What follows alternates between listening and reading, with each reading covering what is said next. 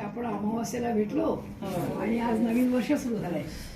तर एक छोटीशी पहिल्यांदी रामाची गोष्ट सांगते आणि मग आपल्या वागणुकीला सुरुवात करूया. एक छोटंसं रामाचं भजन म्हणा काही म्हणूया.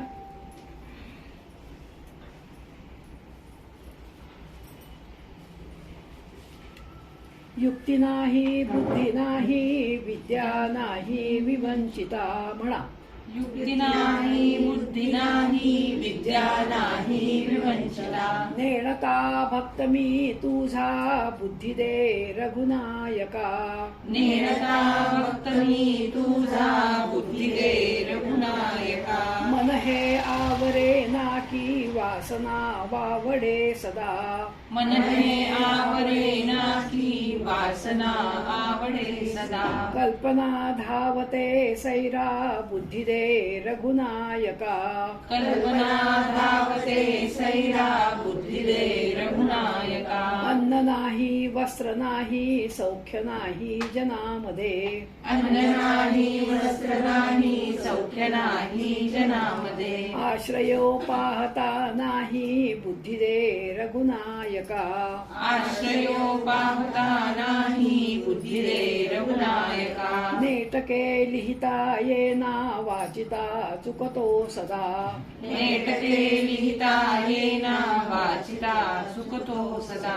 अर्थ तो सांगता येना, बुद्धी दे रघुनायका. अर्थ तो सांगता येना, बुद्धी दे रघुनायका.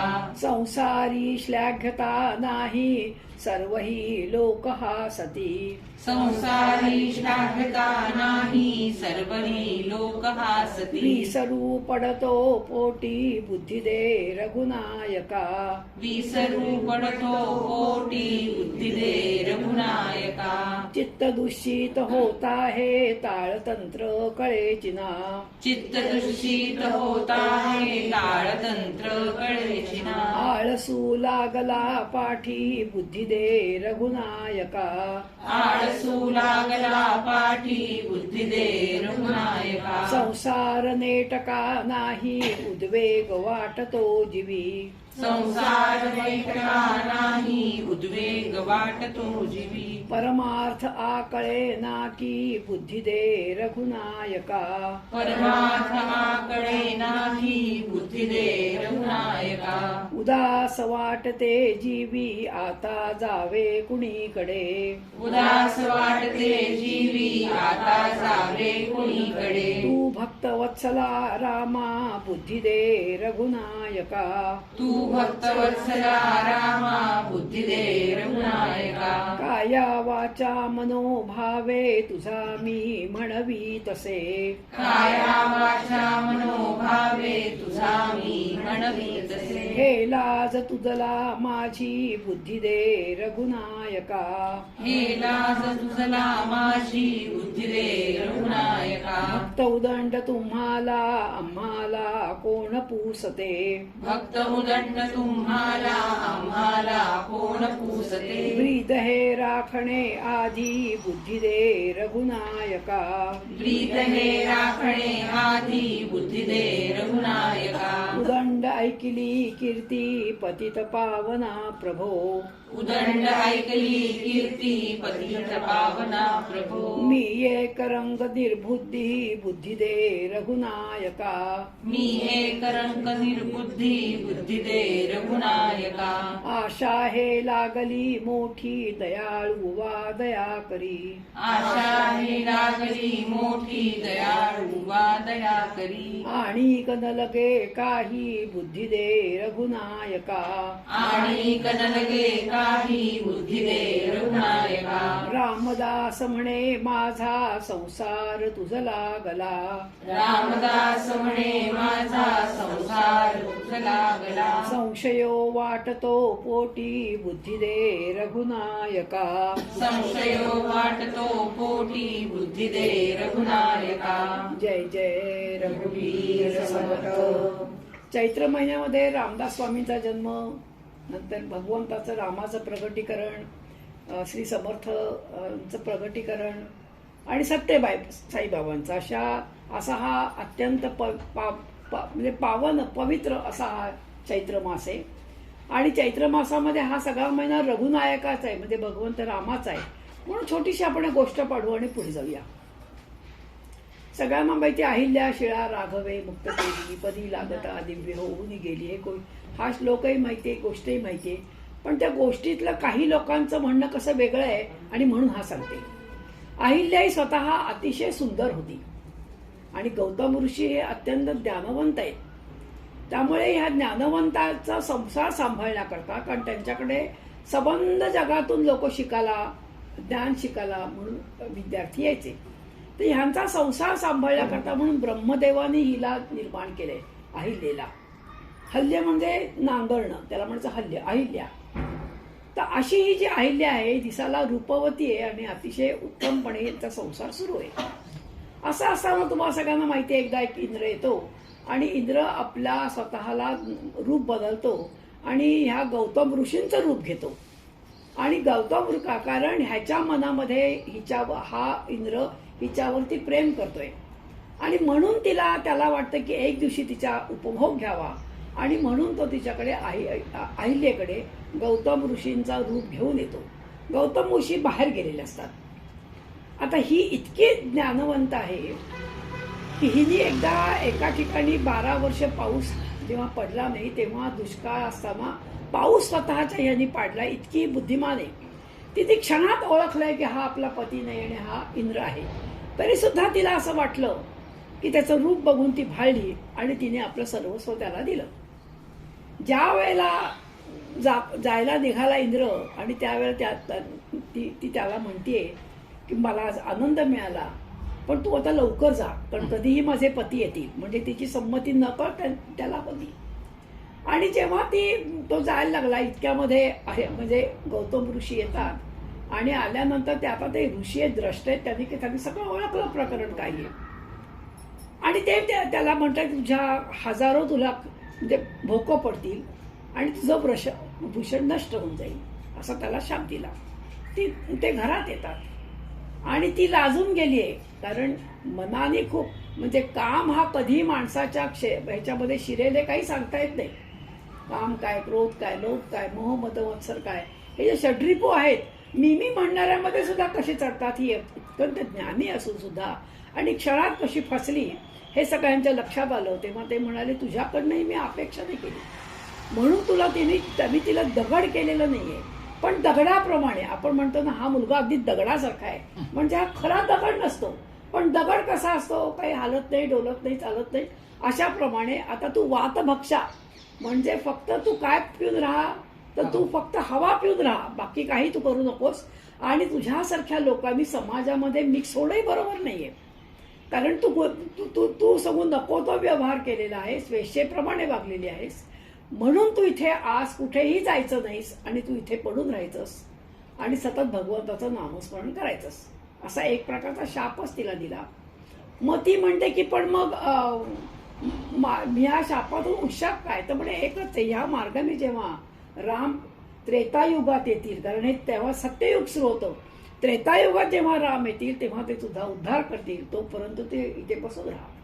हजारो शिष्य असणारा हा आश्रम पूर्णपणे कसा निर्वासन झाला. कोणी सगळे शिष्य निघून गेले आणि न पद का असना, पण मी पण तिच्यामध्ये म्हणजे मला सुद्धा थोडंसं पाप लागतंय म्हणून स्वतः गौतम ऋषी सुद्धा निघून गेले. त्यांचा मुलगा शब्दानंद आणि तोही निघून गेलाय. आणि तेव्हापासून ही एका कोपऱ्यामध्ये आणि काही न खाता पिता, फक्त काय खायची तर ती पडलेली पानं खात तिने आपण जीवन कंठत होती. ज्या वेळेला राम विश्वामित्रांबरोबर आलेले आहेत तेव्हा जाताना सहज ते म्हणाले की हा एवढा मोठा परिसर, एवढा मोठा आश्रम, पण एक झाड नाही, एक पान नाही, एक फूल नाही, काय सगळं असं वैराण काय आहे. आणि मग सगळी गोष्ट सांगतात विश्वामित्र, चला आपण तिला बघायला जाऊया. आणि म्हणून स्वतः राम येतात. रामाचं चरित्र हे इतकं अद्भुत आहे आणि म्हणून सगळ्या ठिकाणी म्हणले अहिल्या शिळा राघवे मुक्त केली. लोकांना काय वाटतंय की तिचा पाय लागला आणि शिलेचं रूपांतर स्त्रीत झालंय, तर तसं नाहीये. ती शिलावत पडलीये, म्हणजे ती काही करत नाहीये, दगडाप्रमाणे पडलीये आणि वातभक्षण करतेय. आणि म्हणून राम जाऊन तिला नमस्कार करतायत. तिने रामाला नमस्कार केले नाही, कारण ती आपल्याच नादामध्ये आणि आपल्याच नामस्मरणामध्ये आहे. रामाने जाऊन तिला नमस्कार केला, आर्य उठ, तिला उठवलं आणि तिला सांगितलं की आणि इतक्यामध्ये गौतम ऋषी येतात, द्रष्टे आहेत, त्यांना कळले राम इथे आलेले आहेत आणि तिलाही उठवलं आणि तिथल्या गौतमही आले, गौतमही पाया पडतात आणि रोजचं तुम्ही जीवन जगायला लागा. अशा प्रकारे हा जर कोणाच्या मनात संशय असेल की ह्यांनी एखाद्या दगडाला पाय लावून आणि ही स्त्री झाली आहे, तर असंही झालेलं नाहीये. तर दगडाप्रमाणे ती निश्चल होती आणि तिने रामनाम घेतल्यामुळे काय झाला फायदा, तर तिला रामाचं दर्शन तर झालंच, पण तिचा उद्धार झाला, संबंध त्यांच्या कुळाचा उद्धार झाला आणि गौतमाला सुद्धा रामाचं दर्शन झालं. या ठिकाणी नको का काही शिक्षा व्हायला ह्याची? कोणाला इंद्रदेवाला दिलं ना, तिचं वृषणच कापून टाकलं ते सांगितलं ना, आणि 1000 भोकं पडली. आणि केवढी लज्जास्पद गोष्ट, ज्याचं वृषणच काढून टाकलं तो माणूसच नाही राहिला, म्हणजे जिवंतपणे मृत्यूच नाही का दिला, असं आहे. चला आता आपण आपल्या दासबोधाकडे बोलूया. रामनवमीचा सगळा हा असल्यामुळे म्हटलं एखादी गोष्ट आपण सांगावी आपल्या सगळ्यांना आणि मग पुढे जावं. आता आपला सुरू आहे तिसरा दशक, पहिला समास झालाय आपला आणि स्वगुण परीक्षा हे आपलं सुरू आहे. स्वगुण परीक्षा म्हणजे स्वतःच्या गुणांची परीक्षा. आपण त्रिगुणात पहिला झालाय जन्म दुःख निरूपण. जन्म दुःखाचे अंकुर तुम्हाला आठवत असेल, मी सांगितलं की कसा अंकुर असतो आणि जन्म होणं म्हणजेच दुःख सुरू होणं.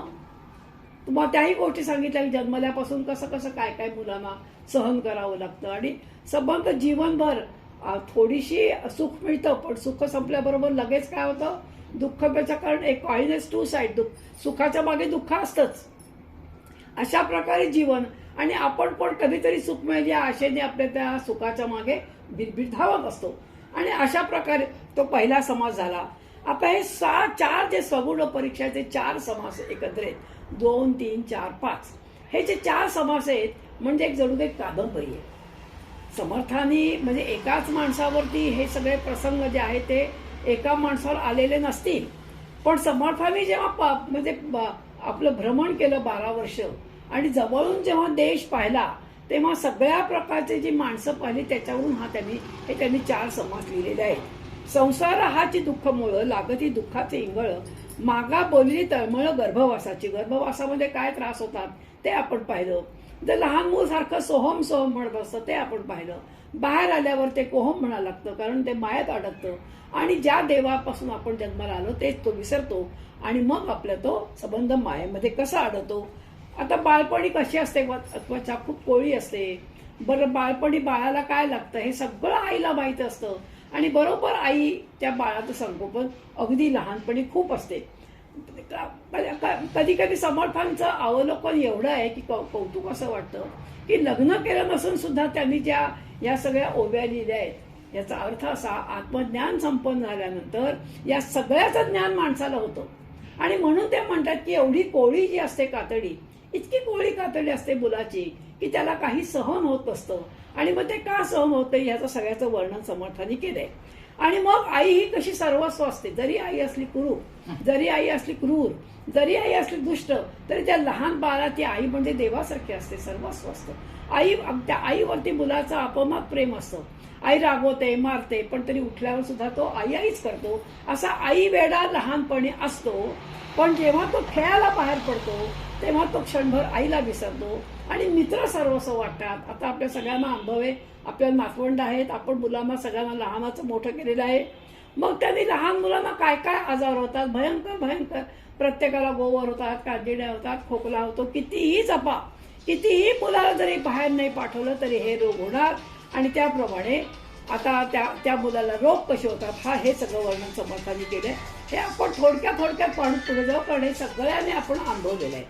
मग स्त्रीच्या कसा अधीन असतो पुरुष त्याचं सगळं वर्णन समर्थांनी खूप केलंय आणि त्याचंही आपण वर्णन न पाहता आणखीन पुढे जाऊया. कारण काय, हे सगळं पाहिलेलं आहे. स्त्री कारणे वेडा होतो म्हणजे जेव्हा लहान म्हणजे मूल असतं तेव्हा ते आईवर अवलंबून असतं. मग त्याचं लग्न होतं, मग तो आईलाही विसरतो, घरालाही विसरतो, मित्रालाही विसरतो आणि सर्वस्व कोण होतं, तर सर्वस्व म्हणजे होतं आपली बायको. याच्याकरता काय म्हणजे उपाय आहे, तर तुळशीदासांची गोष्ट इथे आठवते. तुळशीदासांचे असंच लग्न नुकतं झालेलं होतं आणि जसे सगळे पुरुष त्या स्त्रीवरती पूर्णपणे आरक्त असतात, तसेच तुळशीदास होते. त्याच्या बायकोचं नाव रत्नावली आहे आणि ती रत्नावलीवर ते खूप आनंद मानतात. नुकतं लग्न झालंय आणि आता ते ऑफिसमधून घरी आलेत. आता बायको हसत दार उघडेल, आपल्याला चहाचा कप देईल, या आनंदाने म्हणून ते आत येतात. तुळशीदास म्हणजे कोण कळलं ना, तुळशी रामायण लिहिणारे ते तुळशीदास. म्हणजे एवढे महान ऋषी होते, पण ते कसे आसक्त होते स्त्रीमध्ये ते सांगते. म्हणजे पुढच्या ओव्या वाचायची गरजच नाही. आणि येऊन बघतात तर काय बायको घरात नाही, मग ते वेडे पिसे होतात. मग काय करायचं? आणि म्हणून ते विचार करतात बबायकोचं घर नदीच्या पलीकडे. त्यावेळेला जवळजवळ अशी लग्न व्हायची. हो, आता सारखे नाही. अमेरिकेतला मुलगा, आणखी इंग्लंड मधली मुलगी वगैरे सगळं. बरं, आता जाणंही सोपं आहे, विमानं वगैरे खूप सोयी आहेत. पण तेव्हा असं बघायचं त्याच गावातली तिथल्यात लग्न व्हायची. आपण नदीच्या पार जायचं, पण संध्याकाळची वेळ आहे, नदी कशी पार करायची? कारण नदीला पाणी तर खूप आहे. मग ताफा नदी पार तरफ जे असतो, तर ते दिसलं. वा, माझी बायको प्रेमळ आहे, तिने माझ्याकरता नदी क्रॉस करायला ठेवलंय. त्याच्यावर चढले, पलीकडे गेले. बायकोची जी खोली होती ती मागच्या बाजूला होती, कारण पुढून जरा तर लाज वाटली. पुढे सगळे सासरे बिसरे बसलेले असतील म्हणून मागे गेले तर एक दोरी सोडलेली. किती माझी बायको प्रेमळ, मला वर येण्या का दोरी पण सोडली. जसं मी आतुरता झालोय तसं ही पण आतुर झालीये. आणि म्हणून त्या दोरीला पकडून ते तिच्या खोलीत येतात. बायको बघते आणि म्हणजे कमाल आहे, या रात्रीच्या वेळी तुम्ही एकटे असे आलात, तुम्हाला लाज नाही वाटली? न बोलता तुम्ही आलात? अगं म्हणे, मी घरी गेलो, तू नव्हतीस, मी वेडापेचा झालो.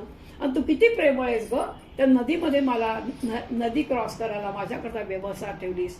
नंतर मग मला तू ती दोरी पाठवलीस, त्या दोरीच्या साह्याने मी वरती आलो. दोरी पाठवली, मी पाठवली. दोघं आता पण बघतात तर तो नाग असतो, पण त्या प्रेमाच्या पुढे हा नाग आहे त्यांच्या लक्षात पडे असतं. प्रेम हे असे आंधळ प्रेम आहे आणि आसक्ती अशी आहे. आणि म्हणून दोरी चढून हे चढून तुम्ही वर, तुम्हाला भीती पण नाही वाटली? मला दोरी वाटली. ते भ्यायचं कारण काय? आणि मग जेव्हा नदीमध्ये बघतात तर ते एक प्रेत होतं. त्यांना प्रेत दिसलंच नाही, तेव्हा म्हटलं तो तापाच आहे. आणि प्रेतावर चढून ते पलीकडे गेले. कारण सगळं नदी क्रॉस करायला असं बघा, लाकडाची एक पट्टी असते आणि तुम्ही पाहिली असेल. आणि मग ती म्हणते, या कातड्यांच्या वरती तुम्ही एवढं प्रेम करता, त्याच्यापेक्षा तुम्ही जर का त्या रामावरती प्रेम केलं ना, तर तो राम तुमच्यावर प्रसन्न तरी होईल. हे तुळशीदास एवढे स्त्री लंपट होते, स्त्रीच्या मागे लागणार होते, पण त्या स्त्रीने त्यांचे डोळे उघडले आणि मग ते केवढे मोठे ऋषी झाले आणि तुळशी रामायण लिहिले. यांनी पण हेच सांगितले की पहिली बायको मेल्यानंतर हा वेडा पिसा झाला. कारण हा वेडा होता तिच्या करता.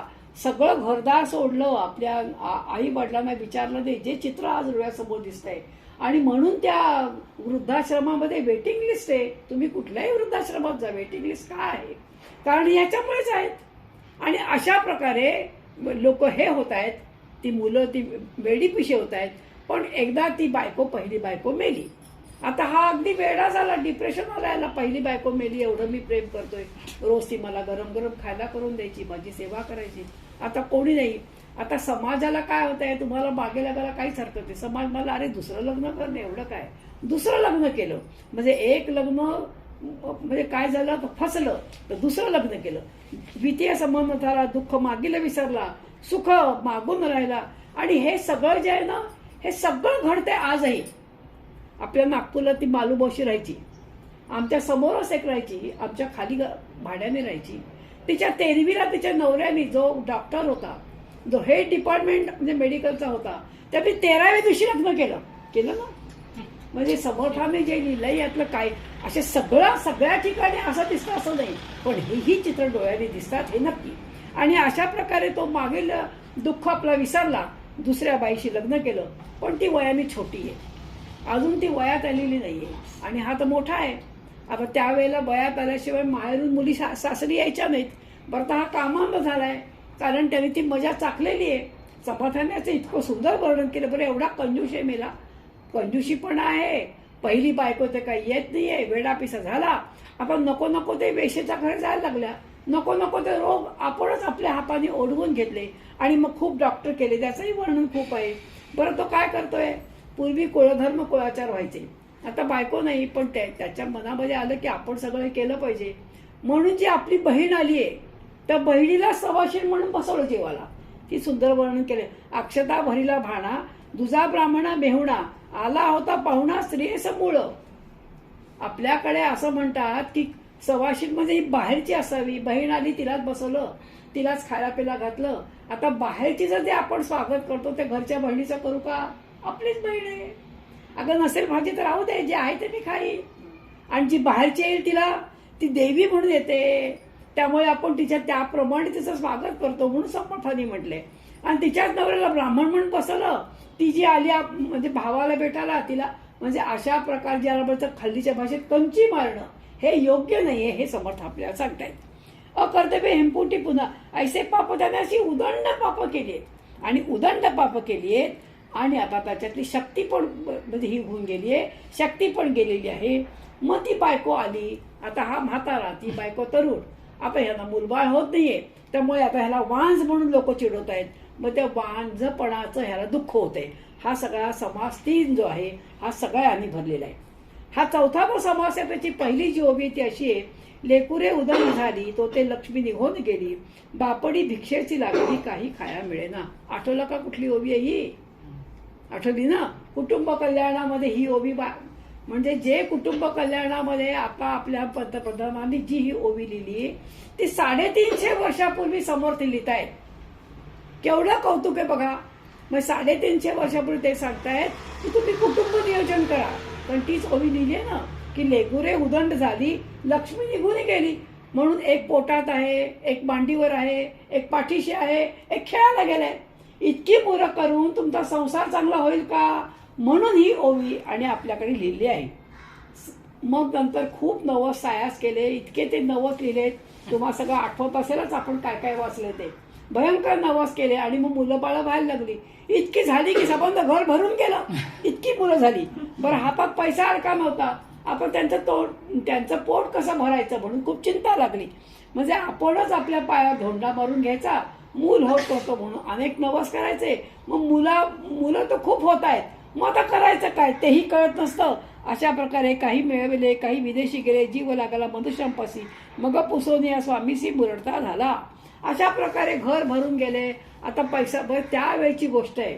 त्यावेळेला आसमानी संपादन खूप होती, मुसलमानांचं वर्चस्व खूप होतं आणि त्यामुळे काय होतं, त्याच गावावर नोकरी मिळेल हे काही सांगता येत नव्हतं.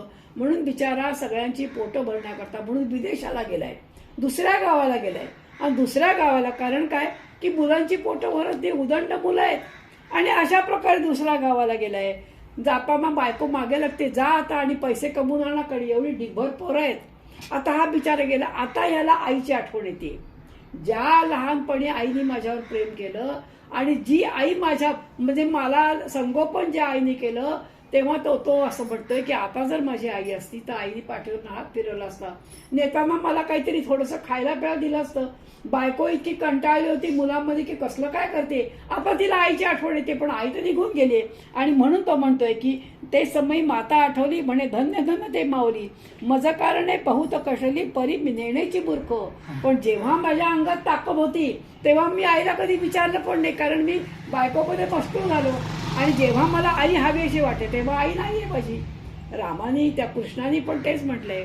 ज्या वेळेला कृष्ण आता आलेले, आता नुकतं भागवत झाल्यामुळे साखा कृष्ण डोक्यात आहे. आता कृष्ण जेव्हा आलाय, कंसाला मारलाय आणि आपल्या आई वडिलांना भेटायला कृष्ण येतोय, तेव्हा त्यांनी साष्टांग नमस्कार घातला आपल्या आई वडिलांना. आणि आई वडिलांना म्हटलं ज्यांच्यामुळे मला हा देह मिळाला, तर तो या देहाने मी कधी आई वडिलांना म्हटले सेवा केलीच नाही. आता त्याचं वय आहे 11 वर्षाचं. लहानपणाचं जे बाल्यावस्था असते त्यातला जो आनंद आई वडिलांना मुलं देतात तो आम्ही तुम्हाला देऊ शकलो नाही, कारण आम्ही कुठे होतो, वृंदावनात होतो. आणि यशोदेला तो आनंद मिळाला, तुम्ही त्या आनंदाला मुकलात. पण आता ह्याच्या पुढचा जो आनंद आहे, पण खरं सांगू का, जी बाललीला असते ना ती पुढे नसते. जी लहान मुलं जे प्रेम आईला करतात, म्हणून रामायणात लिहिलेलं आहे की ज्या घरामध्ये लहान मुलं आहेत, घर सगळं आवरलेलं आहे, मुलं धावत धावत मुलं येत आहेत, आजोबांच्या मांडीवर मुलं चढतायत आणि बोबडं बोबडं बोलतायत. आजोबांचे स्वच्छ कपडे आहेत, पण त्यांच्या पायाच्या धुळीने जेव्हा ते कपडे मिळतात ना, ते बालपण खरं. आता घर स्वच्छ केलेलं आहे. आता माझी एक मैत्रीण भर राहते, तिची 2 मुलं बाहेर आहे, नवरा मरून गेलाय, आमच्या इतकं मोठं घर आहे. ती कधी आली की आमच्याकडे पसारे विचारून स्वतःकडे अभ्यास सुरू असतो. आता कृष्णाची परीक्षा आहे, कुठेही पाहत तुम्ही पुस्तकं, वया, पेन. एवढं करून पुस्तक का होता मराठीचा पेपर, मराठीचं पुस्तकच अर्धा तास सापडत नव्हतं. आई म्हणे तू मराठीचा अभ्यास घे, पुस्तकच सापडत नाही, अभ्यास कुठला घेणार, इथून सुरुवात असते. ती कधी आमच्याकडे आली की मी तिला म्हणते काय अगं तू बघू थांब, मी तिकडे जागा करून देते बसायला, कारण जागाच नसते. टेबल तुमच्या त्या बॅटा पडलेल्या असतात, बॉल काय सांगायला नको, तुमच्या घरोघरी तेच सगळं आहे. तेव्हा तिने म्हटलेलं वाक्य कधी विसरणार नाही, अगं हेच खरं घर आहे, माझं काय घर आहे, ते तर शोभेची वस्तू आहे. म्हणून ज्या घरामध्ये मुलं आहेत, ज्या घरामध्ये मुलं हे सगळं खराब करतात ते खरं घर. आणि त्याने आता हेच सांगितलेलं आहे की त्यावेळेला आई होती, मी आईची आठवण करायची, आईवरती प्रेम केलं, पण मध्यंतरीच्या काळामध्ये मी आईला विसरलो, पण आता माझी आई नाहीये आणि म्हणून त्याला दुःख होते. परवा कला आपण पाहिलं ना, त्या कलाताईंच्या मुलांनी केवढी मदत केली. त्या बाईनी जी नियमावली आहे, सगुण रूप जय जय राम, निर्गुण रूप जय, अशी 21 नामावली रामाची, ती ज्याने लिहिले त्याचं ते पुस्तक काढलं. आणि त्या पुस्तकाचे जे लेखक आहेत हरिहर, तर त्या पुस्तकावरती त्यांनी फक्त 121 नावं लिहिली, पण त्याचा जो अर्थ आहे त्या अर्थाचं त्यांनी पुस्तक काढलं. पण त्यांचा मुलगा जो केदार, तर त्या केदारनी किती मदत करावी आईला पुस्तक काढण्यापासून पुस्तक विकण्यापर्यंत, कारण त्यामध्ये मी फक्त लिहून काढलं, पण पुढची प्रोसिजर मला काही माहीत नाही, ते DTP आणि हे ते मला कुठे माहिती आहे. मग अशी जी मुलं ज्यांच्या पोटी होतात ते खरं भाग्यवान आहेत. मी सुद्धा अशीच भाग्यवान आहे. 34 श्लोक जे मी सांगायची रामकृष्ण एकरूप, मी फक्त बोलायची, पण पुढचं सगळं आमची उमा ही नंतर अंजू, कारण मला पुढचं जर मी समजे तर मला कुठे काय करता येते, मला त्यातलं काही येत नाही, मी कधी शिकायचा प्रयत्न सुद्धा केला नाही. पण यांनी सगळं खरं करावं, त्या पाठवावं, अशी मुलं पोटाशी येणं म्हणजे खरं भाग्याचं लक्षण आहे. आता रोज मला उमा भागवताला पोचवायला यायची ना ताई, कधी कधी ऐकायला बसायची, मला एवढा आनंद व्हायचा, मुलगी म्हणून नाही, की किती भाग्यवान आहे की वेळात वेळ काढून ती रोज येते, ती ऐकते. ज्या वयामध्ये खरं म्हणजे मुलांना वेळच नसतो, मुलगा 10वीला आहे, दुसऱ्या मुलगाची परीक्षा सुरू आहे, कारणं सांगायला खूप कारणं आहेत, न यायचं असेल तर, पण त्यातल्या त्यात जो वेळ काढतो ना तो भाग्यवान. मी माझ्या मुलीचं उदाहरण म्हणून सांगत नाहीये. म्हणून जो सत्संग आहे ना, हा अत्यंत महत्वाचे. हे जे कामावर येते ना हे बरोबर येणार आहे, बरोबर दुसरं काहीही येणार नाही, लक्षात ठेवा. आणि आता म्हणून त्याला आईची आठवण येते, ह्याच्यावरून सांगते की अशी जसं आईची आठवण मला सुद्धा नेहमी येते. जेव्हा कधी भागवत माझं असलं की मी आईला फोन करायची, आई असायची बंगलोरला, आईचं पहिलं वाक्य, दिला पैशाकरता भागवत करू नको, एक वाक्य, आणि अगदी छान आनंदात कर, माझा तुला आशीर्वाद आहे बरं. आता आई माझी गेली, पण मला इतकी आठवण येते की दरवेळेला ती फोन करणार, ती मला सांगणार, आणि त्या एका वाक्यावरती आई ती आईच हो. जीवनामध्ये आईशिवाय काही नाही. म्हणजे माता वाटूनही मोकळा झाला समर्थाने म्हटले. आई जी आहे, आईचं जे प्रेम आहे ना ते कोणीही देऊ शकत नाही. मला जायचं होतं अमेरिकेला, आईने मला काय म्हणावं, आई पहिल्यापासून विमानात बसणारी. मी जेव्हा आईला भेटायला गेले, मुद्दाम भेटायला गेले, आई मला अमेरिकेत जायचंय अंजूकडे, आईने काय म्हणलं, अगं तू जरा जास्त धीट आहेस, ते विमानाचं तू त्याची जी खिडकी आहे वगैरे उघडू नको.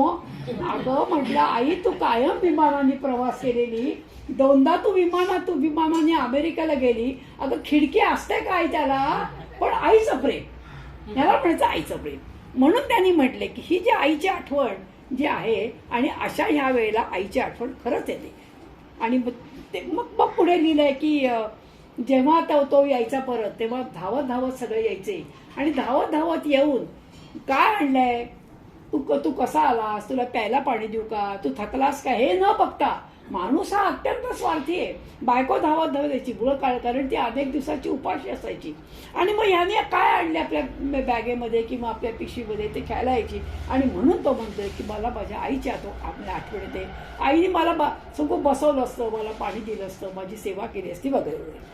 मग आता पुढे हा जो शेवटचा आहे जो समास, तो 5वा समास आहे. पुढे गेला विदेशासी, प्राणी लागला व्यासंगासी, आपल्या जीवे सोसी नानाश्रम.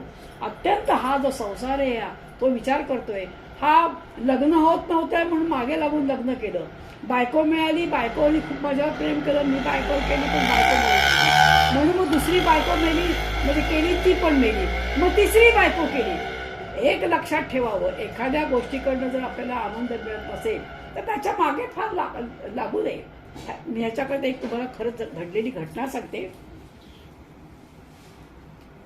या कवीश्वर महाराज जे आहेत, दत्ता महाराज कवीश्वर, त्यांच्या अगोदर देशपांडे बहुतेक, आता मला नावच त्यांचं आठवत नाहीये, त्यांचं मी त्या पुस्तक वाचून काढलं होतं. तर ते त्यांची आई, त्यांची गुरु, आता आईवरून चालले म्हणून सगळं सांगते, त्या बाईनी केवढी साधना करावी. 12 वर्ष ती बाई झोपलीच नाही. 12 वर्ष त्या बाईनी साधना केली, उभं राहून किंवा बसून, आडवी झाली नाही. ते रूपा आपल्याकडे मंदिरात येऊन गेलेले, त्यांचं नाव आता मी शेवटी आठवतं सांगेन तुम्हाला. आणि त्यांनी जेव्हा मुलाच्या मागे लागले, तू लग्न कर, तुम्हाला दासबोध वगैरे वाचलेले आणि मोठे संत होते आणि अधिकारी व्यक्तिमत्व होतं. आईला म्हणाले, आई माझं लग्न करू नकोस, तू या भानगडी पडू नकोस, मला लग्न करायचं नाही. आई म्हणे तुला लग्न केलं पाहिजे. आईच्या इच्छेकरता लग्न केलं आणि काही दिवसामध्ये पहिली पत्नी मेली. आई म्हणाली दुसरं लग्न कर. मला अगं मला नको आहे, लग्न करायचंच आहे, दुसरं लग्न त्याचं करून दिलं. आणि मग ते म्हणाले, अगं आई, ज्या गोष्टीपासून मला वैवाहिक सुख नाही, तू का माझ्या मागे लागतेस, तू काही लग्न कर. मी काही लग्न करणार नाही. दुसरी बायको जी होती त्या बाळणपणात मेली. तिसरं लग्न कर म्हणाली, म्हणून तिसरं लग्न केलं आणि तिसरं लग्न करून ती पण मेली. आणि मग आई म्हणाली, अरे वेड्या, मला माहिती नाही का तुला लग्न करायचं नाही, तू कोण आहेस हेही मला माहिती आहे. आणि ती स्वतःच मोठी साधिका होती. पण तुझ्या जन्मामध्ये 3 बायका होत्या. जर तू लग्न नसतं केलं तर तुला 3 जन्म घ्यावे लागले असते. मग तुला 3 जन्म घ्यायला लागू नयेत म्हणून मी तुला 3 जन्म ह्या 3 बायकांची लग्न करायला लागलं.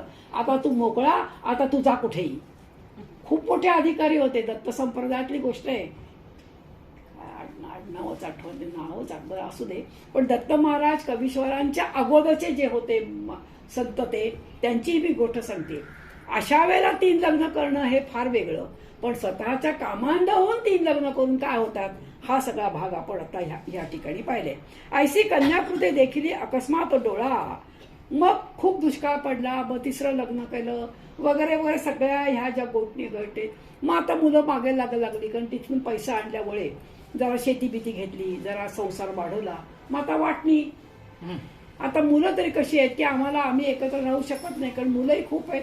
मग वाटणी केली. मग त्याला फार वाईट वाटलं की ह्याच्यातलं मला मदत तर कोणी करत नाहीये. आणि मग लक्षात आलं की त्यावेळेला काय व्हायचं की ज्या घरामध्ये सुंदर बायका असायच्या, तरुण बायका अशा, तेव्हा या मुसलमानांच्या धाडी पडायच्या आणि त्या बायकांना उचलून न्यायच्या. हा सगळा भाग, या तुम्ही जर समर्थांचं चरित्र वाचलं असेल तर हा सगळा भाग त्यांनी केलेला आहे. आणि त्याप्रमाणे धाडी पडली आणि ती सुंदर त्याची जी तिसरी बायको ती पण पळवून नेली. आणि मग आता हा अंतर्मुख झाला. आणि मग हा अंतर्मुख झाला आणि म्हणतोय, काय आहे, मी त्या सुखाकरता एवढा धावलो, पण शेवटी माझ्या पदी दुःखच पडलं. मुलं तर वाटणी करून निघून गेले. आणि मग आता म्हणून या शरण भगवंता असं जावे. असो ऐसे वृद्धपण. कारण मग वृद्धपणामध्ये काय काय हाल आहेत ते सगळे सांगितलेत, पण ते काय सांगायची गरज नाही.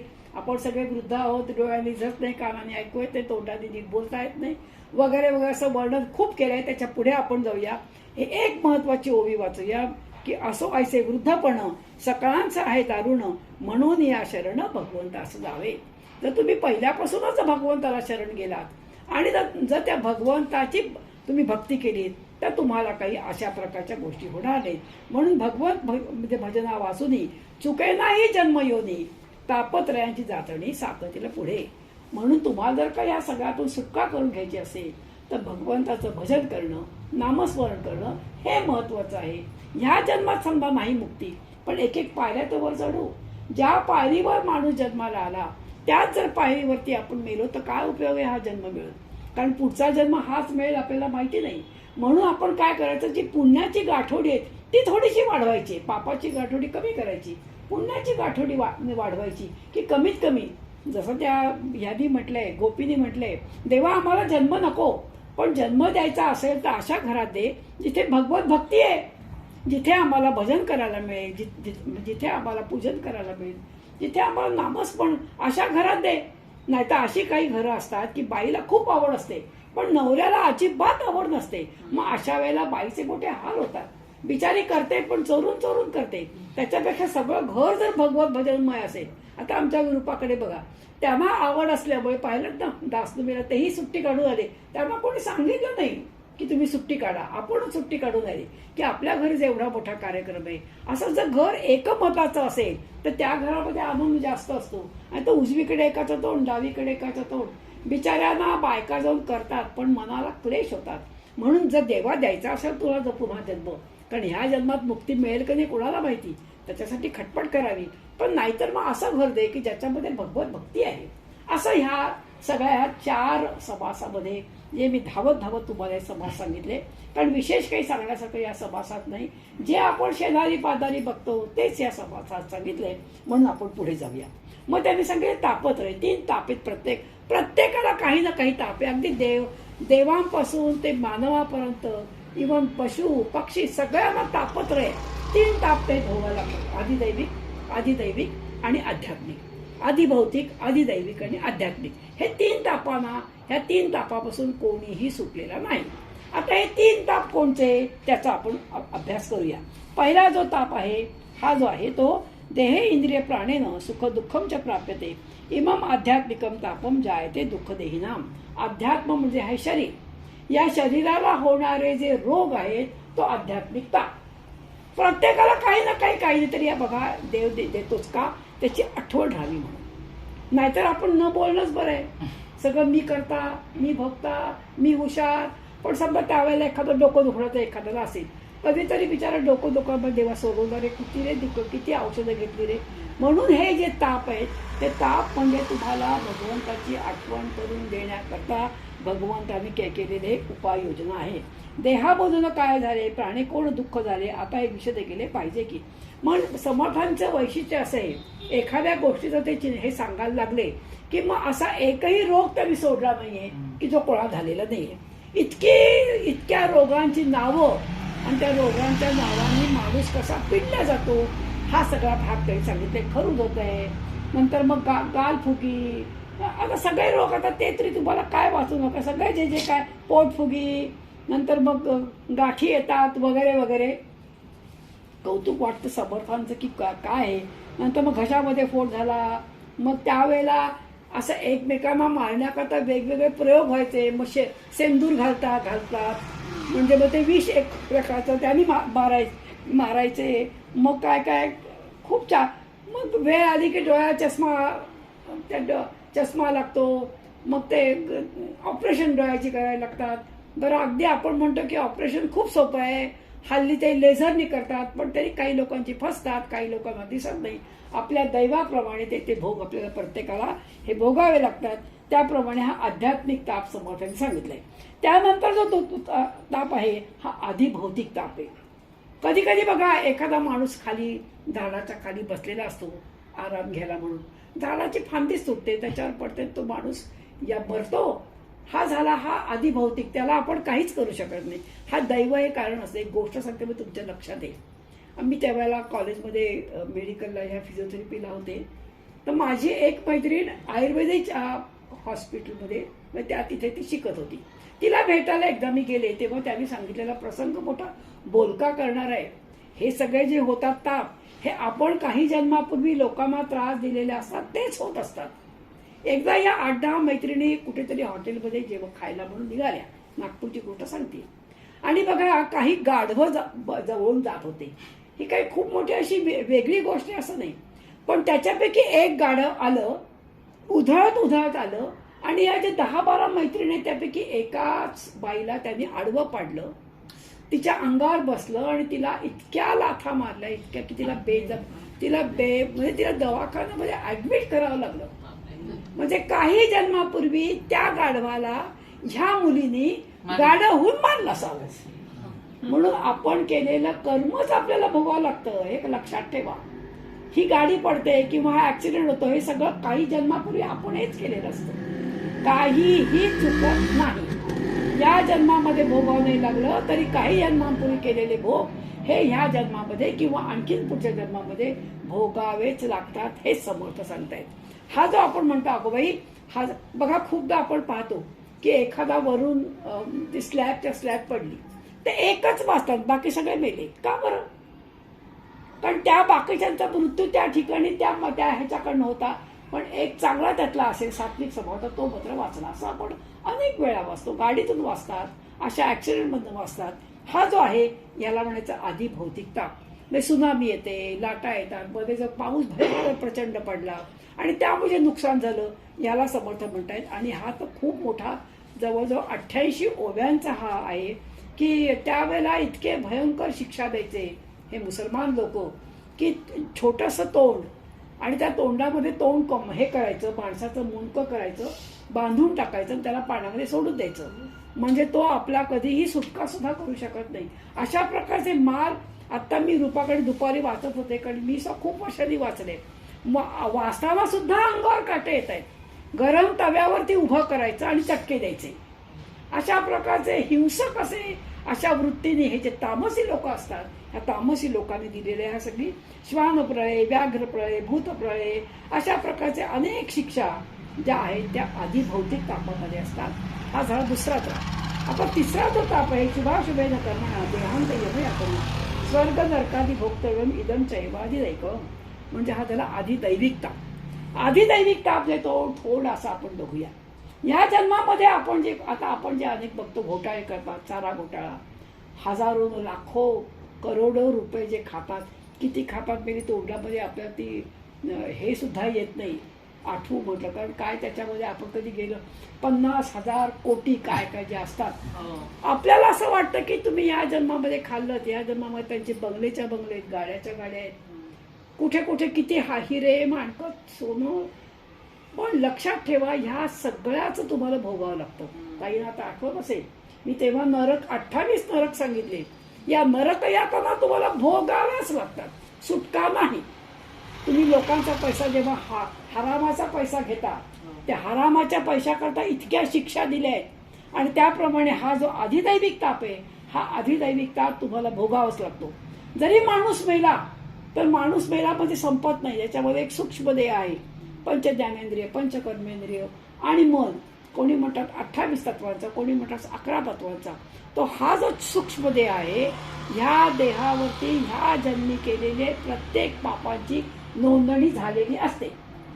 इथला भगवंताचा कॉम्प्युटर कधीही बिघडत नाही किंवा कधीही त्यामध्ये काय म्हणतात तुम्ही व्हायरल आलं असं ह्याच्यामध्ये येत नाही. कळत न कळत केलेलं पाप, तुम्ही जरी समजा लोकांना न दिसता अंधारात केलेलं पाप, तुमच्या मनामध्ये पाप करण्याची वासना जरी आली, इच्छा जरी आली, ते सुद्धा पाप त्याच्यावर नोंदणी होते. आणि मग जेव्हा माणूस मरतो आणि जे तो सूक्ष्मदेह आहे, तो सूक्ष्मदेह दुसरा देह मिळायची वाट पाहत असतो. दुसऱ्या देहामध्ये तो देह जातो, तेव्हा जो हा मधला जो असतो पिरियड, त्या पिरियडमध्ये ह्या यमयातना जेवढे तुम्ही पाप जास्त कराल तेवढी तुम्हाला पाप भोगावी लागतात. हा सगळा भाग समर्थांनी ह्या आधिदैविक तापात लिहिलेला आहे. या वेळेला असं वाटतं वा काय एवढा माणूस एवढे पैसे खातोय, पण तो मात्र आरामात आहे. मी बिचारा प्रामाणिकपणे वागतोय तर मला 2 वेळेचं जेवण सुद्धा मिळत नाहीये. पण लक्षात ठेवा, जो प्रामाणिकपणे पैसा कमवतो त्याला रात्री गाढ झोपही लागते आणि त्याला ह्या पापातून मुक्ती असते. म्हणून आपल्या बायकांचं काम आहे की आपल्या नवऱ्याचा पगार किती आणि नवऱ्याचं उत्पन्न किती, हे जर का जास्त पैसे येत असतील तर ते कोणत्या मार्गाने येते. धर्माने आपल्याला पैसे कमवू नका असं सांगितलेलं नाहीये. 100 हाताने कमवा, 1000 हाताने वाटा, पण तो पैसा कसा आला पाहिजे, टेबलाच्या खालून नाही, टेबलाच्या वरून. आणि जो खालून येतो, जो वाममार्गाने पैसा कमवतो, त्याला काय काय यातना भोगाव्या लागतात, हा सगळा समाज हेच सांगतोय की त्यातून सुटका नाही. म्हणून मी तुम्हाला त्या दिवशी गोष्ट सांगितली, त्या एका राजाची गोष्ट सांगितली की जन्मभर त्याने गायी एवढ्या दिल्या, हजारो लाखोनी गायी त्यांनी गायींचं दान केलं. इतकं दान केलं की एवढं दान कोणीही जगात नसेल काय केलं. बरं गायी तरी कशा धष्टपुष्ट, नंतर दूध देणाऱ्या, गायीला छोटं वासरू असणाऱ्या अशा गायी त्यांनी हजारो लाखो दान केल्या त्या राजाने. त्याचं नाव दुर्ग राजा. आणि पण एकदा काय झालं, ती गाय त्यांनी एका ब्राह्मणाला दान दिली आणि तो ब्राह्मण गाय घेऊन जात असताना दुसरा तो गायीचा मालक आहे, तो म्हणाला ही गाय माझी आहे, ही गाय मला परत दे. तेव्हा हा म्हणाला ही मला दानात मिळाली गाय, मी देणार नाही. हा म्हणाला चालणार नाही, ही गाय माझी आहे, आणि माझ्याकडे एकच गाय आहे, ती चुकून त्या राजाकडे गेली असेल. आता हे भांडण राजाकडे जातो. राजा म्हणतो ज्यांनी गाय घेतली आहे, तुला याच्याऐवजी मी धन देतो, हजारो गायी देतो, ही दान त्याला देऊन टाक, त्याची गाय, कारण तो त्याचा मालक आहे. हा म्हणतो मला दानात मिळाली गाय, मी देणार नाही. शेवटी तो नृगराजा मरतो. खरं नृगराजाची काही चूक आहे का? कारण न कळत केलेला पाप आहे. पण तरी नृगराजा जेव्हा मरतो तेव्हा यम म्हणतो तू पुण्याचा गाठी, नुसत्या डोंगरच्या डोंगर आहेत, पापाचा एवढासा पाप आहे, तुला काय भोगायचंय? तेव्हा ते म्हणतात मला पाप भोगायचंय, मला पाप भोगल्यानंतर मी पुण्य आहेच माझ्याकडे. म्हणून त्याला खेकडा केलाय. म्हणून कृष्णाने ती गोष्ट मुद्दाम भागवतात टाकली आहे की दुसऱ्याचा जो पैसा आहे, दुसऱ्याच्या करता केलेले जे त्रास जो देत आहेत त्याच्याकरता दुसऱ्या जन्मामध्ये भोगावंच लागतं. आणि म्हणून सगळं ही नरकाची योजना आहे. आणि हे जे आधिदैविक ताप आहेत, आपल्याला असं वाटतं कोणी बघत नाहीये, काय हरकत आहे आपण करतं.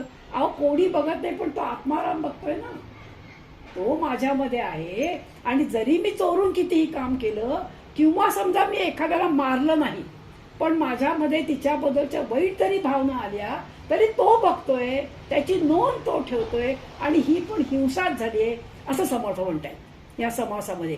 हिंसा म्हणजे एखाद्याला फक्त मारणं हिंसा नाहीये, तर मनामध्ये एखाद्याबद्दलचा वाईट विचार येणं ही सुद्धा हिंसा आहे. म्हणून हा जो परमार्थ आहे हा इतका सूक्ष्म आहे. आणि आपण केलेलं कळत न कळत केलेले विचार हे लोकांना कळत नसतील. या खूप छान आलात, बसा, काय करू, पण मनामध्ये काय कठीण मेली आली, ही मला अजिबात आवडत नाही, हे जे विचार तुमच्या मनामध्ये येत आहेत हे सुद्धा चुकीचे. इतका सूक्ष्म असा हा म्हणून आम्ही एवढा जप करतो, मी एवढे यत्न केले, मला सुख का मिळत नाही, मला आनंद का मिळत नाही? कारण हे अशा अनेक वाटाने निघून जातो. एक वरून खूप मोठं पिंप भरतंय, पिंप आहे, तर पिंपामध्ये सारखा नळ पडतोय, पण खाली जर का लिकेज असेल तर काही उपयोग आहे का? कधीतरी पिंप भरेल का? तसं मी खूप खूप पोथ्या वाचून टाकल्या. रोज मी ही पोथी वाचते, ती पोथी वाचते, मी हा जप केला, मी देवळात गेले, पण नंतर मी काय केलं हे आपण आपल्याला अंतर्मुखून पाहिजे. इतके जर लिकेज असेल तर मग आपल्याला पुण्य मिळेल का? इतका सूक्ष्म आहे. आणि म्हणून आपल्याला हे जे आधिदैविक ताप, आधिभौतिक ताप आणि आध्यात्मिक ताप का होतात? अगो बाई इतकी चांगली होती पण तिला देवाने का केलं? तिने अंतर्मुखून विचार करावा की माझीच पाप मी भोगतीये, मग देवा ह्या जन्मामध्ये पाप भोगून नको तरी हो. अशा प्रकारच्या 3 तापामधून. आणि म्हणून समर्थ म्हणतात जो त्रिविध तापे पोहला तोची अधिकारी झाला कसला? परमार्थाचा. ज्या वेळेला आपण हे 3 ताप भोगतो मग त्यावेळेला आपल्याला वाटतं की अरे काहीतरी आपल्याला पुण्य करायला पाहिजे. आपण काहीतरी आता खूप झालं, नोकऱ्या करून झाल्या, काय ताई खरंय ना, नोकऱ्या करून झाला, पैसे कमवून झाले, बँक भरली सगळी, मग आता तरी दाखवता येऊया म्हणून मरमर करून येत आहे ना. कारण काय की सगळ्या तापातून मुक्ती होण्यासाठी हा एकमेव उपाय म्हणजे श्रवण करणं, चिंतन करणं, मनन करणं, निधिध्यासन करणं. हे या 3 ह्या जे तुम्हाला मी 4 आणि 3 7 समास धावत जे सांगितले त्या समासांचं सार हे आहे. त्यानंतर एक समास सांगते आणि माझा पण कंटाळा नाही आला ना. आता ह्यानंतरचा समास आहे हा मृत्यू निरूपण आहे. डोंगरे महाराजांनी एका ठिकाणी म्हटलंय हम सबकी तयारी करते हैं लेकिन हम मृत्यू की तयारी नाही करते हैं. इथे यायचं तरी किती तयारी, साडी मी सकाळपासून नेसली, पण पिन तरी लावीन. म्हणजे एवढंसं येण्याकरता सुद्धा आपली केवढी तयारी. ही साडी नेसू, उन्हाळा आहे बाई, ही नेसू, म्हणजे एवढ्या तयारी एका साध्या जाण्याकरता. पण ज्याच्याकडे आपल्याला नेहमी करता जायचंय त्याची आपण कधी तयारी करतो का? उलट त्याला आपण घाबरतो.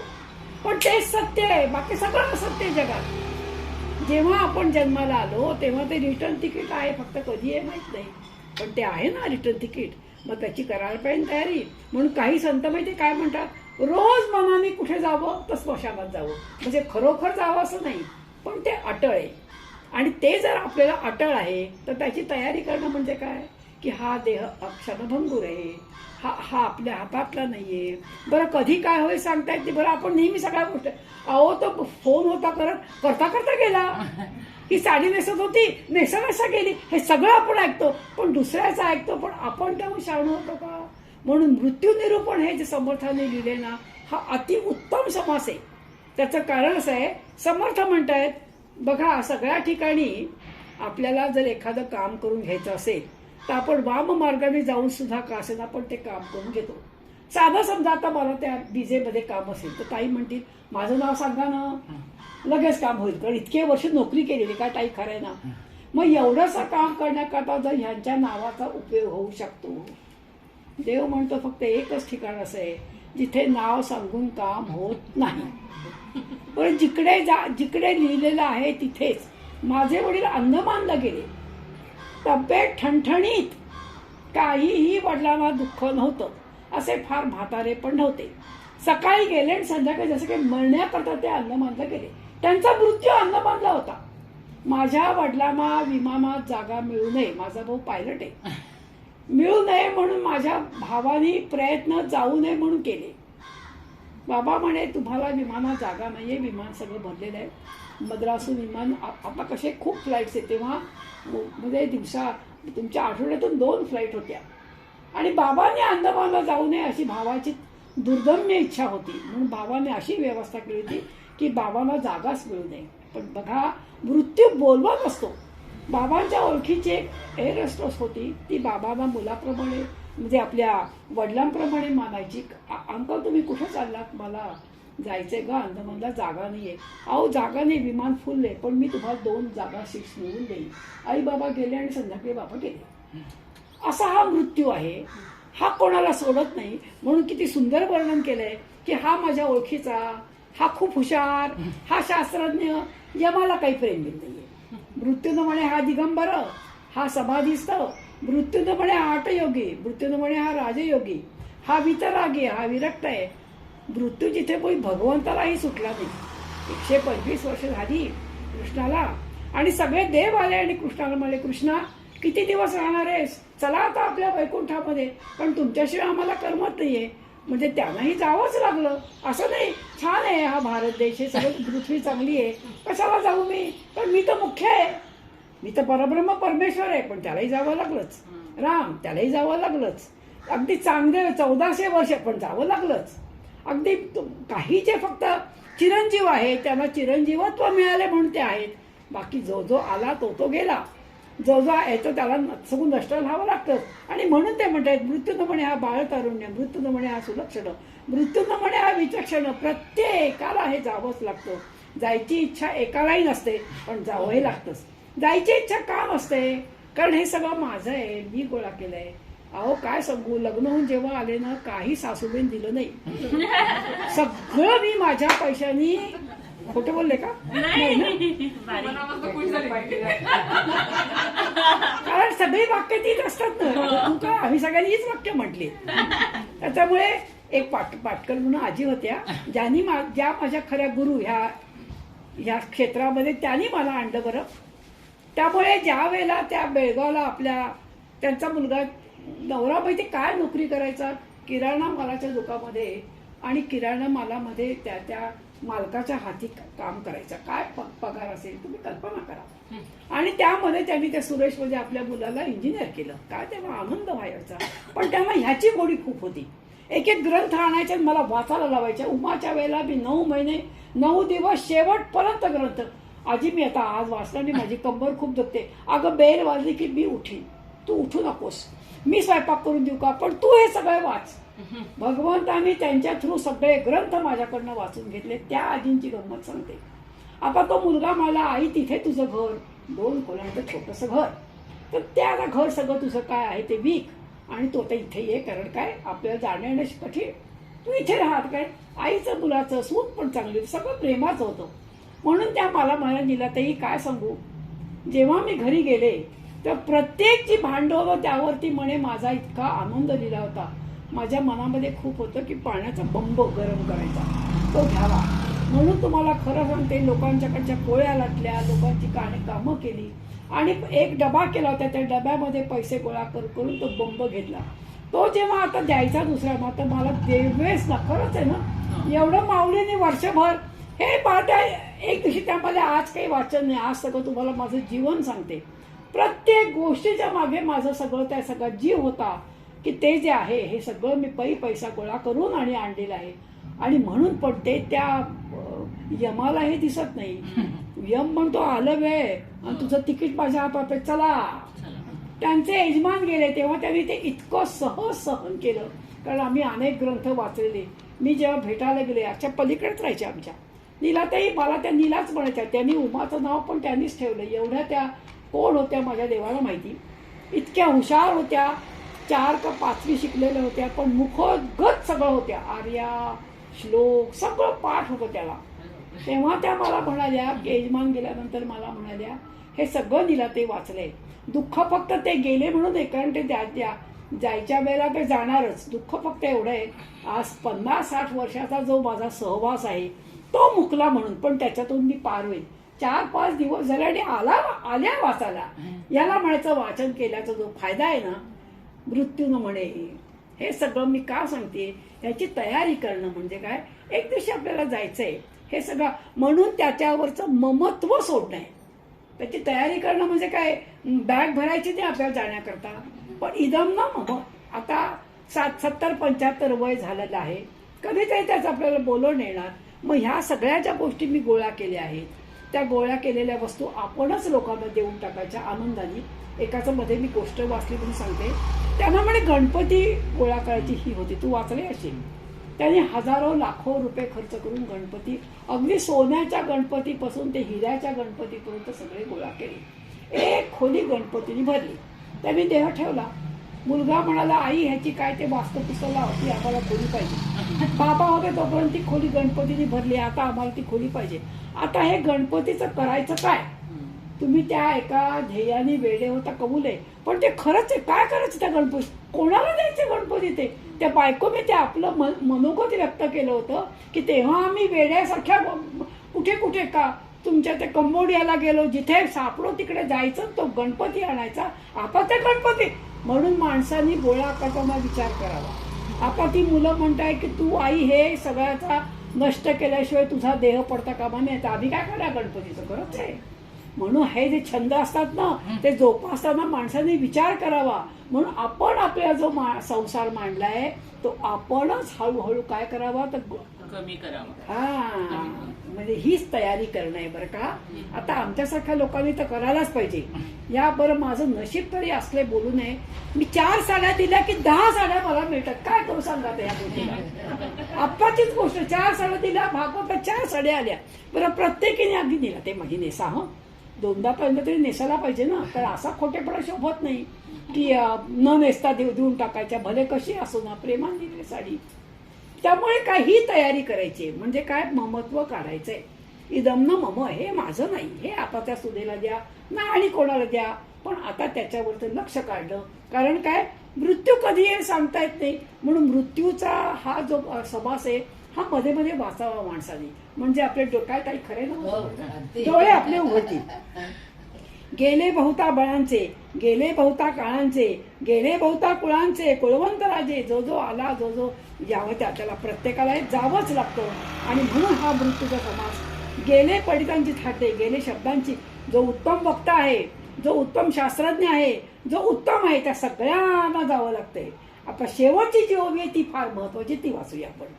गेले ब्राह्मण समुदाय, गेले बहुत आचार्य, गेले बहुत सांगो काय, किती म्हणून किती आले आणि किती गेले. आणि ह्या काळाला भगवंताला कुठे दुःख आहे, कधी येतात तो एका कारखानासारखाच आहे. असो ऐसे सकाळी गेले. हे सगळे जेवढ्या 58 ओव्या लिहिल्या आहेत, अशा प्रकारे सगळे गेले, परंतु एकची राहिले.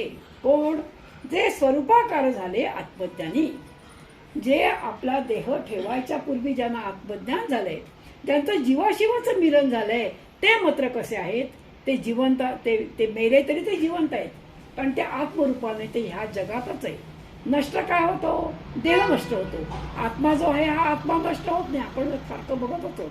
मग आत्मरूपाने जे राहिले ते खरे स्वरूपाकार झाले आणि त्यांना मृत्यू नाही कळले. जसं परीक्षित राजाला जेव्हा शाप दिलाय की 7 दिवसाने तुला मृत्यू येणार, तक्षकून चावेल आणि तुला मृत्यू येईल. आणि त्याचा मृत्यू बघण्याकरता हजारो देव बाहेर म्हणजे वरती आकाशात आहेत, ऋषीमुनी सगळे आलेले त्याचा मृत्यू बघण्याकरता. मृत्यूवर विजय कसा मिळवायचा त्यांनी पाहिले. पण त्यांनी मुळी साप येऊन चावायच्या पूर्वी जीवाशिवाचं मिलन झालेलं आहे. त्याचं रूपांतर भगवंतामध्ये झालंय, तो आत्मज्ञान संपन्न झालाय. मी कोण हे त्याला ज्ञान झाल्यामुळे त्याच्यात ठरल्याप्रमाणे तो साप आला, त्याला चावला, त्याचा सबंध देह काळा ठिक्कार पडला. पण ज्ञानवान झाल्यामुळे तो अमर ठरला. कारण काय, मृत्यू कशाला आला? शरीराला आला. शरीर नाशवंत आहे, ते आज उद्या जाणार आहे. पण आतलं जे आत्मतत्व आहे ते चिरंजीव आहे, ते चिरंतन आहे. जो मी म्हणून जो आपण बसतोय, जो आत्माराम आहे, त्याला मृत्यू नाहीये. त्याच्यामुळे ते म्हणतायत की जो असा आहे आत्मारामाला आपला म्हणणारा, त्याला मृत्यू नाहीये. आणि म्हणून तो काय झाला, तो जिवंत राहिला. म्हणून आपण काय करायचंय की जीवाशिवाचं मिलन आपण ज्ञान करून घ्यायचंय की मी म्हणजे देह नाही. मग मी म्हणजे कोण आहे, तर मी म्हणजे आत्मतत्व आहे. हे सतत आपल्या मनावर बिंबवायचंय. दुःख कोणाला होत आहे, माझ्या देहाला दुःख होत आहे. पण आता जो मी आहे त्या मीला तुम्ही जरी समजा उद्या रूपाने मला म्हटलं की आई तुझं मला हे आवडलं नाही आणि म्हणून तिने मला शिव्या घातल्या, घालणार नाही या जन्मात मला माहितीये, पण समोर बसले म्हणून उदाहरण देते. मी म्हणेन तू शिव्या घालशील ते माझ्या शरीरात जातील, पण आतलं जे माझं आत्मतत्व आहे त्याला तू हात चालवू शकत नाहीस. म्हणून आत्मतत्व जे आहे ते चिरंतन आहे, ते अमर आहे आणि त्याला आपल्याला जपायचंय आणि त्याच्या जीवाशिवाचं मिलन करायचंय. हा मृत्यू जो समास आहे, हा समास आपल्याला हेच सांगतोय की मृत्यू हा येणार आहे, त्याला घाबरायचं कारण नाहीये. पण मृत्यू यायच्या पूर्वी आपण काय करायचंय, आपल्याला ही जाणीव झाली पाहिजे की मी देह नाहीये, मी सोहम आहे, मी तो आहे. चिदानंद रूप शिवोहम शिवोहम, मी शिवाचं रूप आहे, हे लक्षात ठेवूया. आणि हे जो लक्षात ठेवतो तो मरून सुद्धा अमर झाला. आणि असं अमरत्व यावं, जीवाशिवाचं मिलन व्हावं, ते ज्ञान आपल्याला व्हावं, असं आपण या समर्थांना, या रामरायाला विनंती करूया. आणि आजचं जे आहे चिंतन ते इथेच थांबूया. जय जय रघुवीर समर्थ. पुढचा जो समास आहे अति